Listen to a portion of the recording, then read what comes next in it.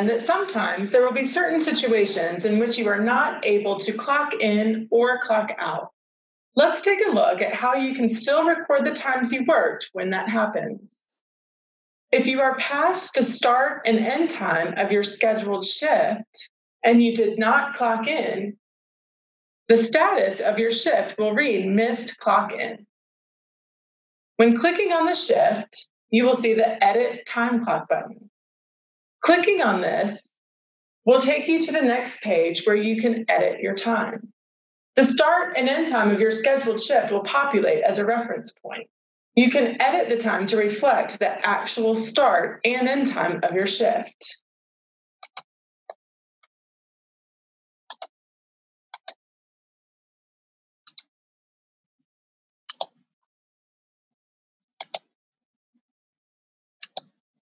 Because you are editing your time, you will be required to record both the reason for the edit along with the action taken.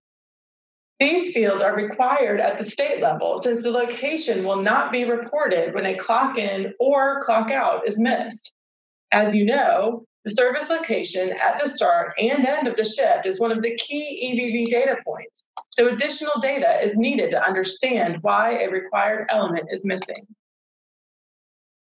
Once you hit confirm, you have successfully entered a time clock and can complete your note as needed.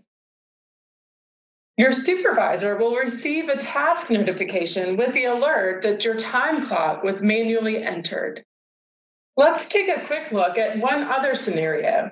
You may have clocked into a shift but were not able to clock out. In that case, your status will show as missed clock out. Clicking on the shift will allow you to choose the Edit Time Clock button. Here, you will see your clock in time and will most likely only need to edit your clock out time. Again, the end time of your shift will populate as a reference. If this was the correct clock in time, it will be important to not edit since the location of the clock in was recorded. And as long as you don't edit your clock in time, your location will be reported, and the only part of the visit that will show as manual will be the end time. You will still choose the reason and the action for editing, as they will be required fields anytime the start or the end time of the shift is edited.